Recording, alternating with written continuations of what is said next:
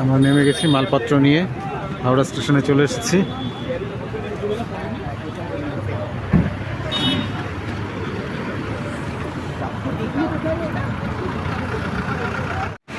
রাত 1টা, হাওড়া স্টেশন।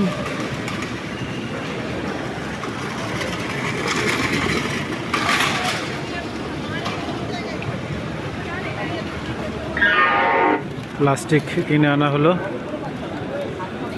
হাওড়া স্টেশনে কিছুক্ষণ অপেক্ষা করতে হবে। ও আসল কথাটা তো বলাই হয়নি, আমরা যাচ্ছি পূর্ব মেদিনীপুর।